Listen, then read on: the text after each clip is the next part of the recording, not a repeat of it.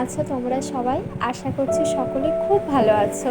আর আমরাও কিন্তু বেশ ভালো আছি। মৌস খুঁটিনাটির আরও একটি নতুন ভিডিওতে তোমাদের সকলকে জানাই অনেক অনেক স্বাগত। আজকে রবিবার আর এখন বাজে সকালে 8:30 মতো। তো চলো তোমাদের সকলকে সাথে নিয়ে আজকে এখান থেকেই ভিডিওটা স্টার্ট করছি। আশা রাখছি যে আমার আজকের ভিডিওটা তোমাদের খুব ভালো লাগবে। সকালে চা খেয়ে নিয়েছিলাম আর এখন ও গেছে বাজার, আর বাজার আনতে তো একটু সময় লাগবে।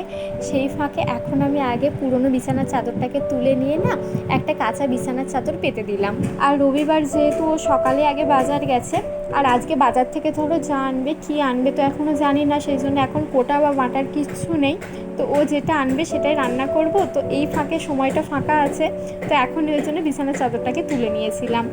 তো চাদর তুলতে বদলাতে সব করতে করতে দেখছি ও বাজার নিয়েও চলে এসেছে।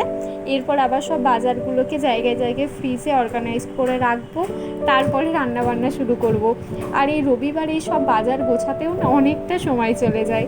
আর আমি এখন যখন ভয়েস দিচ্ছি একটা তোমরা খটখট করে ভিডিওতে আওয়াজ শুনতে পাচ্ছ কিনা আমি জানি না, হয়তো শুনতে পাচ্ছ। তো আওয়াজটাকে প্লিজ একটু অ্যাভয়েড করো, আসলে আমাদের সামনের বাড়িতেই কাজ হচ্ছে, তো তারই আওয়াজ আসছে, কিছুই করার নেই আমার। আর তারপর বাজার থেকে যা যা কিনে এনেছে সেগুলোকে জায়গায় জায়গায় গুছিয়ে নিচ্ছিলাম। প্রথমে আগে টক দই, মিষ্টি দই আর ব্রাউন ব্রেডটাকে ফ্রিজের মধ্যে ভরে দিলাম, তারপর এদিকে সবজিগুলোকে ভরছিলাম। এনেছিল ঘি করলা, আর ঘি করলাটা না আজকে 300 দাম নিয়েছে 20 টাকা। পটলও 600 দাম নিয়েছে 20 টাকা। আর বলছিল যে যদি 1 কেজি নিই তাহলে 30 টাকা। কিন্তু আমাদের তো বেশি দরকার হয় না, কারণ দুজনের রান্না তো, আর বাকি সবজিগুলোও ধরো খেতে হবে, তাই যেটুকু বেশি আনবে সেটুকুই নষ্ট হবে। তাই আমি বলেছি অল্প করেই আনতে। আর একটা সবজিই না সবসময় বেশি খেতেও ভালো লাগে না। আর টমেটো নিয়েছিল 250-তে 20 টাকা, আর ঝিঙে নিয়েছিল 300-তে 20 টাকা। মানে আমার বর আজকে আর কি মোটামুটি 20 করেই নিয়ে এসছে আর কি। কিন্তু বেগুনটা নিয়েছিল আর কি 300 দাম 15 টাকা, মানে 20 ধারাটাকে বেগুনটা একটু কমালো আর কি, 20 থেকে 15ই নামালো। আসলে কি বলো তো, আমার না অনেক দিন বাজারে যাওয়া হয়নি, আর চারিদিকে এত সবজির দাম বাড়ছে না, আমি তাই ওকে জিজ্ঞাসা করছিলাম যে কোনটার কত দাম নিয়েছে, তো জানার জন্য। আসলে সবটাই তো বাজার দর কতটা যাচ্ছে জানাটা দরকার, আর ও তাই বলছিল যে কোনটার কত দাম নিয়েছে। আমি ভাবলাম যে আমি যখন জানলাম তোমাদেরকেও একটু বলি, আর তোমরাও আমাকে একটু কমেন্ট করে বলো যে তোমাদের ওখানে সবজির দাম কত যাচ্ছে, মানে এখানে থেকে কম না বেশি, তাহলে আমিও বুঝতে পারবো যে আমাদের এদিকে বেশি যাচ্ছে না কম, না মোটামুটি একই যাচ্ছে আর কি। আর শশার দাম নিয়েছিল 500-তে 20 টাকা। আর গাজরটা দেখছো কত বড় বড় গাজরগুলো এনেছে, সেটাই আমি হাতে নিয়ে দেখাচ্ছিলাম। আর গাজরটা এটা নিয়ে আমি ভীষণ হাসছিলাম যে গাজরটা দেখো কত মোটা মোটা এনেছো। তো এই করতে করতে গাজরের দামটা জিজ্ঞাসা করা হয়নি। আর পেয়ারা নিয়েছিল 500-তে 20 টাকা। আর শাকটা নিয়েছিল 2 আঁটিতে 10 টাকা। তারপরে সব সবজিগুলোকে কন্টেনারে ভরে নিয়েছি, এরপরে ফ্রিজে সব কিছু গুছিয়ে রেখে দিচ্ছিলাম। আর আমি যখন এই কন্টেনারগুলো কিনেছিলাম তখন না তোমাদেরকে বলেছিলাম যে এগুলো কেমন তোমাদেরকে আমি পরে ভিডিওতে বলবো। আসলে নিজে না কিছুদিন ব্যবহার না করলে তো বোঝা যায় না, তো নিজে ব্যবহার না করে ঠিকটা তোমাদেরকে কেন বলবো না বলো, যে ঠিক করে নিজেই জানলাম না, ভুলটা তোমাদেরকে জানিয়ে দিলাম, সেটা তো ঠিক হবে না। তাই আমি এখন অনেক দিনই কন্টেনারগুলো ব্যবহার করছি, আর আমার না মনে হচ্ছে যে কন্টেনারগুলো ভীষণই ভালো লাগছে আমার। ধরো এয়ারটাইটও আছে, আর সব সবজিগুলো আলাদা আলাদা রাখছি, তো সবজিগুলো অনেক দিন ফ্রেশ থাকছে। আর এমনিও যারা ধরো ফ্রিজের দোকানে মানে ফ্রিজ বিক্রি করে, তারা বলে যে ফ্রিজে এমনি প্লাস্টিকে বা পলিথিনে করে জিনিসপত্র না রাখতে, সব কিছু কন্টেনারে করে ভরে রাখতে। আসলে আমি না আগে খাবার দাবার যেগুলো থাকতো, মানে যেগুলো এক্সট্রা বেঁচে যেত, সেগুলো সবই কন্টেনারে করে ভরেই ফ্রিজে রাখতাম, কিন্তু সবজিগুলো না আর এইভাবে কন্টেনার করে রাখতাম না। কিন্তু এখন এইভাবে রেখে না বেশ বলতে পারো উপকারই পাচ্ছি। কী উপকার পাচ্ছি সেটা আমি তোমাদের বলছি। সবজিগুলো আমার মনে হচ্ছে আরও বেশি দিন ফ্রেশ থাকছে, কারণ যেহেতু প্রত্যেকটা আলাদা আলাদা কন্টেনারে প্রত্যেকটা আলাদা আলাদা সবজি থাকছে, তো অনেক দিন যাবৎ ভালো থাকছে। কারণ কোনো সবজিটার সাথে কোনো সবজি একসাথে থাকলে না তখন নষ্ট হয়ে যাওয়ার চান্সটা তাড়াতাড়ি থাকে। আর সেকেন্ড যেটা সুবিধা হচ্ছে আমার, সেটা হচ্ছে যে কোন সবজিটা কতটা আছে সেটা আমি দেখতে পাচ্ছি, যেহেতু কৌটোগুলো ট্রান্সপারেন্ট, তো বাইরে থেকে দেখা যাচ্ছে, তো সবজি নষ্ট হওয়ার সম্ভাবনা একদম থাকছে না, যে কোনো সবজিটা থাকছে অথচ আমি খেয়াল করছি না। আর থার্ড যেটা আমার মনে হয় যে ফ্রিজটা কিন্তু অনেক বেশি পরিষ্কার থাকছে। মানে আগে যেহেতু ধরো মানে একবারে ফ্রিজে ডাইরেক্ট সব জিনিসগুলো রাখতাম, সবজিগুলো, তো ফ্রিজটা অনেক তাড়াতাড়ি ময়লা করতো।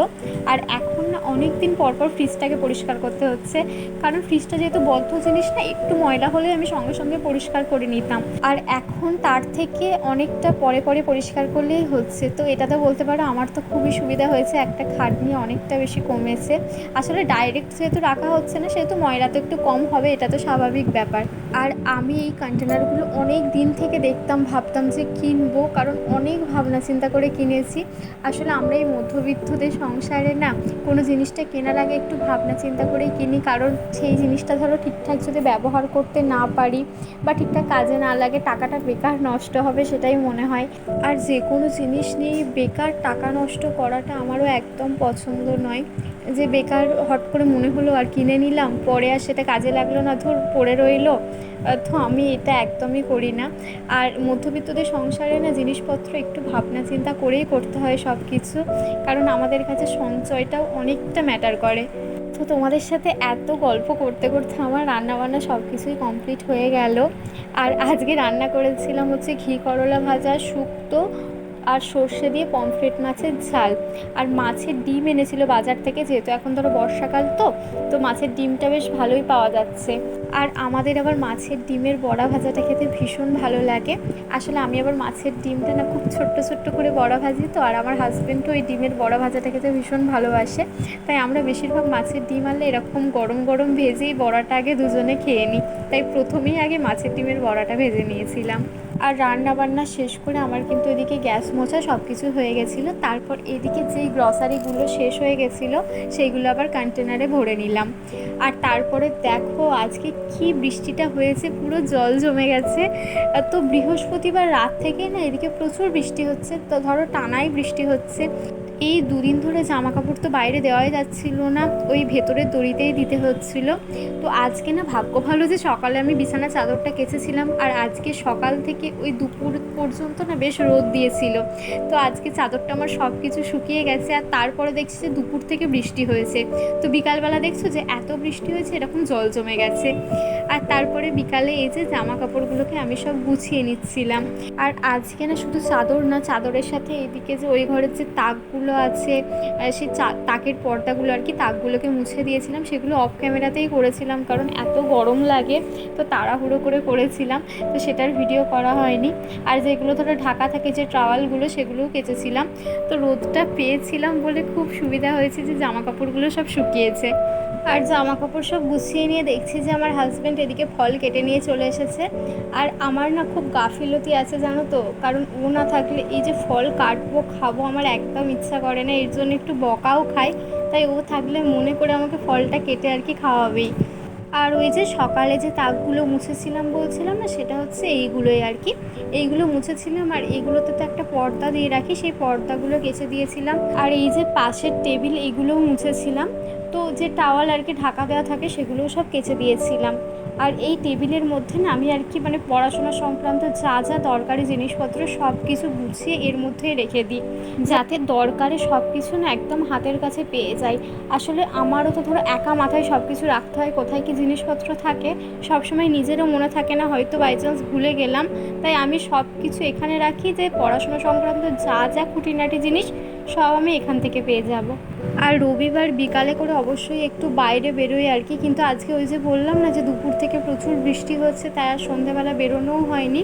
কিন্তু সন্ধ্যের দিকে বৃষ্টিটা একটু হালকা ছেড়েছিল, তো বাইরে দুটো দরকারি জিনিসপত্র ছিল, সেগুলো আনতে গেছিলো। আর মোমো নিয়ে এসেছিলো। আর এই বৃষ্টির দিনে না মোমোটা খেতেও বেশ ভালো লাগে।